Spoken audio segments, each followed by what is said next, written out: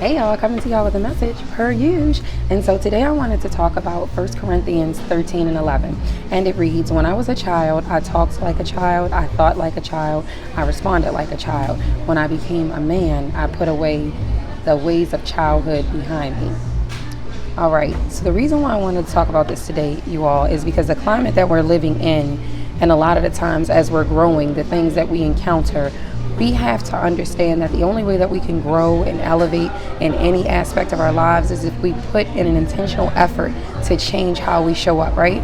So if I'm giving you some personal examples, I'm gonna let y'all in my business a little bit on this Good Friday. And so if I think about some of the things of my past that I used to do, the way I used to speak, even the way I used to dress, it used to mirror the version of me that operated in that season. But when you wake up to your spirituality with God, walking with Him, and you allow yourself to be made new in Him, right? You have to understand that there are things within yourself that you have to change in order for you to truly grow into the version of yourself that will be able to thrive in this earth, right? And so that means putting away, like Corinthians says, the childish ways. And so I was pondering the other day on one of my past relationships, one of the most significant relationships that I've actually ever been in. And when I think about some of the things that I picked up on, even as myself being on the opposite end of what I'm about to share with you, I had to realize my response, right? We can't always control how people act, but we can definitely respond how we respond to them. And so I listened to something the other day and it really stood out to me, and I said, you know what, I'm going to paraphrase it and make it my own. Internal deficits create external conflicts. And the reason why I think that's so powerful is because when you think about the inner workings of your being, and you think about triggers, you think about some shortcomings, you think about things that you might have gone through in your childhood, you think about abandonment, avoidance, all of the different things that define trauma when you're a child going through trauma. And if you're not fully healed through that, how it can show up in your adult relationships, right?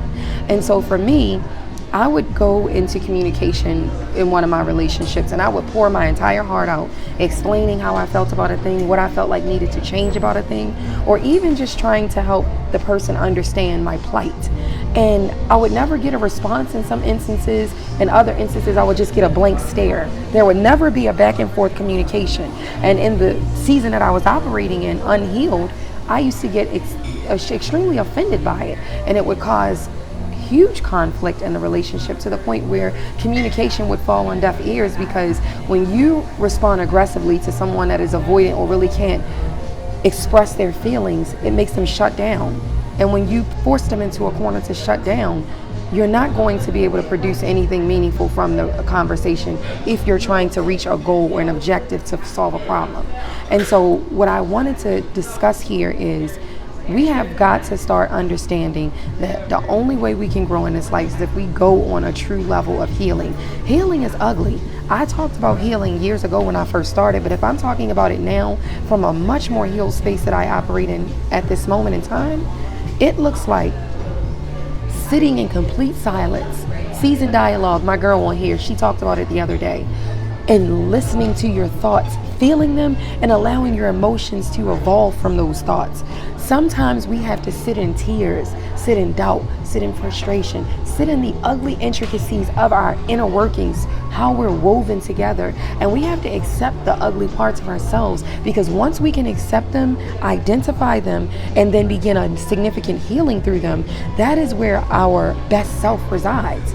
People talk about being the best versions of themselves, but they don't ever really talk about how to get there. There's always a roadmap and a direction and how you can follow through this healing journey to get to the best version of yourself. But you will never be able to truly become that unless you get real about the things in your life that you need to change, that you need to pivot, that you need to heal, that you need to accept that they are the way they are. But don't let that make you a victim of circumstance. Allow that to make you a victor, a thriver beyond your circumstances, because you are not what you've been through. You have to understand that there is so much more to you in this life, so much more for you to see, do, experience, express, pour into other people from a healed space within you, where someone else will be able to learn from your own personal testimony if you just desire to change, to take off that old self. Put away the childish ways. Get real about the ugly parts of yourself that are broken, and actually go through a healing process with God so that he can take you through and rebuild you. God breaks us down to rebuild us. We might go through crushings, but those crushings are never to hurt us.